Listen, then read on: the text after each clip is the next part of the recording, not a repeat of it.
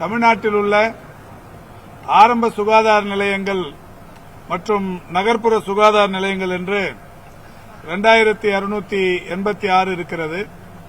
அதில் சென்னையில் மட்டும் 159 இருந்து வருகிறது.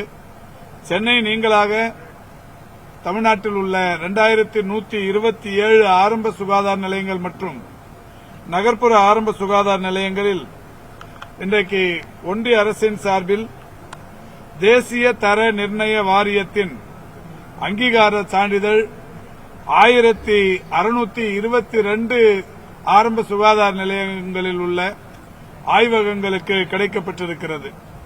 இந்தியாவில் இது முதன்முறையாக நடைபெற்றிருக்கிற ஒன்று. ஆரம்ப சுகாதார நிலையங்களின் செயல்பாட்டிற்காக ஏற்கனவே என்குவாஸ் போன்ற சான்றிதழ்கள் தரப்பட்டு வருகிறது. லக்ஷயா போன்ற விருதுகள் வழங்கப்பட்டு வருகிறது. என்றாலும் இந்த ஆரம்ப சுகாதார நிலையங்களில் இருக்கிற ஆய்வகங்களின் சேவைகளுக்காக இன்றைக்கு இந்த சான்றிதழ்கள், பாராட்டு சான்றிதழ்கள் ஒன்றிய அரசின் சார்பில் வழங்கப்படுகிறது. அது முதன்முறையாக தமிழகத்திற்கு 1622 ஆரம்ப சுகாதார நிலையங்களுக்கு கிடைக்கப்பட்டிருக்கிறது. தமிழகத்தை பொறுத்தவரை இருக்கிற அனைத்து ஆரம்ப சுகாதார நிலையங்களிலும் 29 வகையான பரிசோதனைகள் இதுநாள் வரை செய்யப்பட்டு வந்தது. மாண்புமிகு தமிழ்நாட்டின் முதலமைச்சர்களுடைய வழிகாட்டுதலின்படி இன்னமும் கூடுதலாக ஒரு 34 பரிசோதனைகள் செய்கிற வகையில் அதற்குரிய சாதனங்கள் மேம்படுத்தப்பட்டது. மேம்படுத்தியதோடு மட்டுமல்லாது மக்களை தேடி மருத்துவம் எப்படி ஒரு மகத்தான வெற்றியை பெற்றிருக்கிறதோ இந்த ஆய்வக வசதியும் மக்களை தேடி செல்ல வேண்டும் என்கின்ற வகையில் மாண்புமிகு தமிழ்நாட்டின் முதலமைச்சர்களுடைய வழிகாட்டுதலோடு கடந்த 5ஆம் தேதி கன்னியாகுமரி மாவட்டம் தொல்லவிளை என்கின்ற பகுதியில் இருக்கிற ஆரம்ப சுகாதார நிலையத்தில் மக்களை தேடி ஆய்வக திட்டம் என்கின்ற ஒரு திட்டம் தொடங்கப்பட்டது. அந்த திட்டத்தின்படி ஒரு 34 புதிய ஆய்வக வசதிகள் தொடங்கப்பட்டது. அந்த வகையில் இன்றைக்கு தமிழ்நாட்டில் வீடு தேடி சென்று ஆய்வக வசதிகள் என்கின்ற வகையில் 63 வகையான ஆய்வக வசதிகள் செய்யப்பட்டு வருகிறது.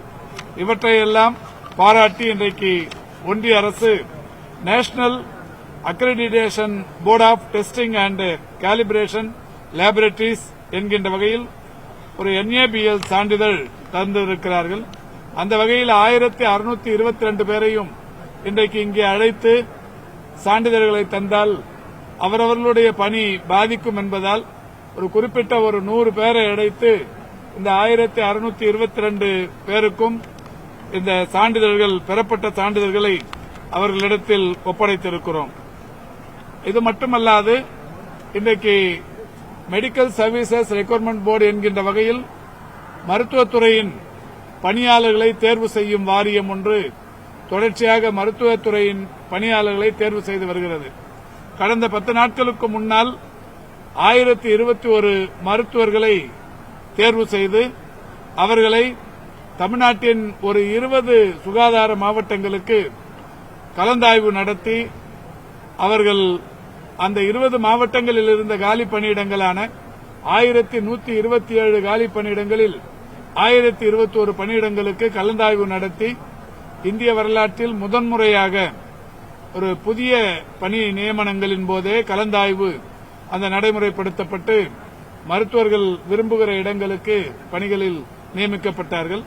அதைத் தொடர்ந்து கடந்த வாரம் MRB நர்சஸ் 977 பேருக்கு MRBயின் சார்பில் தேர்வு செய்யப்பட்டு அவர்களும் அவரவர்களுடைய விருப்பத்திற்கு ஏற்ப கலந்தாய்வு நடத்தி பணியாணைகள் தரப்பட்டிருக்கிறது. இதன் தொடர்ச்சியாக இன்றைக்கு இந்த ஆய்வக நுட்புணர்கள் 332 பேருக்கு MRBயின் சார்பில் தேர்வுகள் முடிக்கப்பட்டிருக்கிறது. நாளையோடு அவர்களுக்கான அந்த சான்றிதழ் சரிபார்க்கும் பணி முடிவடையவிருக்கிறது. அடுத்த 2 நாட்களில் அவர்களுக்கு கலந்தாய்வு நடத்தப்படவிருக்கிறது.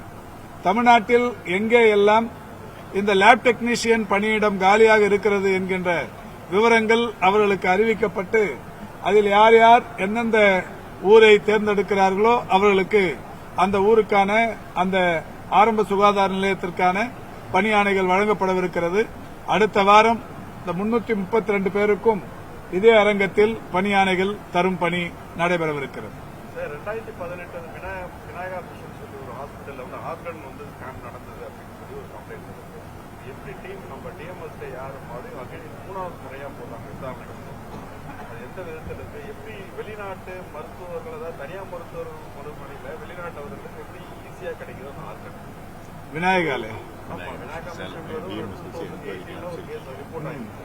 இல்ல, இப்ப இந்த டிஎம்எஸோட ரிப்போர்ட் இன்னும் வரல. வந்ததுக்கு அப்புறமா உங்களுக்கு அதுக்கான தெளிவான அறிக்கை பத்திரிகைகளுக்கு தரப்படும். வெளிநாட்டிலிருந்து வர நோயாளிகளுக்கு தனியார் மருத்துவமனையில் அனுமதிக்கப்படுறாங்கன்னா ஒரு 10 நாள்ல அவங்களுக்கு ஆர்கன் கிடைக்குது. ஆனா கவர்மெண்ட் ஹாஸ்பிட்டல்ல இல்ல, அது நீங்க சொல்றீங்க, அது சரியா தெளிவா தெரியல. ஏன்னா அந்த மாதிரி எந்த மருத்துவமனையிலையும் கிடைக்கிறதுக்கு வாய்ப்பு இல்லை.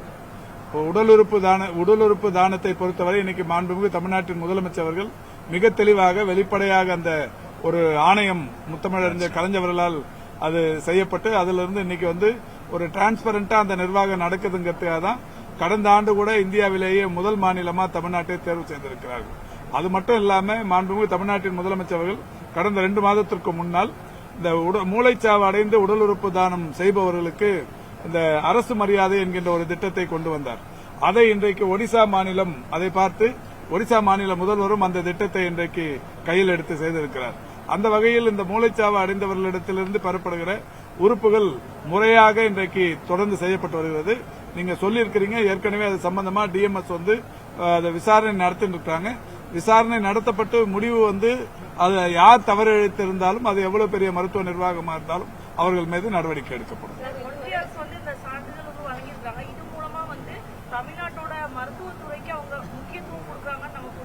இல்ல, அந்த அளவுக்கு இங்க இந்த கட்டமைப்பு சிறப்பா இருக்கு.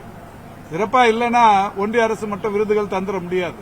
நான் இப்ப படிச்ச என்குவாஸ் விருதுகள் இதுவரை ஒரு 10 ஆண்டுகளுக்கு கிடைத்த விருதுகள் என்குவாஸை பொறுத்த வரைக்கும் 29, இப்ப 579, இப்ப 545 கிடைத்திருக்கு. லக்ஷயா கடந்த 5 ஆண்டுகளில் கடந்த அரசு இருந்தபோது கிடைத்த விருதுகள் 29, இப்ப வந்து 55 கிடைச்சிருக்கு. இது எல்லாமே அந்த கட்டமைப்பு நல்லா இருக்கிறதால இப்ப பார்த்து கொடுக்கறாங்க. உடல் உறுப்பு கடந்த மாதம் இதுவரை இந்தியாவில் வேற எங்கேயும் இல்லாத அளவுக்கு ஒரு 31 நாள்ல ஜனவரியில 33 பேர் உடல் உறுப்பு தானம் செய்திருக்கிறார் ஒரே மாதத்துல. இப்போ இந்த மாசமே இதுவரைக்கும் ஒரு 10 பேருக்கு மேல பண்ணிருக்காங்க. இது மட்டும் இல்லாம நம்ம இந்த திட்டத்தை அறிவிச்சதுக்கு அப்புறம் அரசு மரியாதை என்கின்ற அந்த திட்டம் கொண்டு வந்ததுக்கு பிறகு ஒரு கடந்த ஆண்டு மட்டுமே 166 பேர் தந்திருக்கிறார்கள். ஆயிரக்கணக்கானவர்கள் தங்களுடைய மறைவுக்கு பிறகு தங்களுடைய உடல் உறுப்புகள் தானம் செய்வதற்கு இன்றைக்கு இணையத்தில் பதிவு செய்து கொண்டிருக்கிறார்கள். எல்லாவற்றிலும் இன்றைக்கு இந்தியாவில் தமிழ்நாடுதான் அந்த உறுப்பு தானத்தை பொறுத்தவரை முதலிடத்தில் இருந்து கொண்டிருக்கிறது.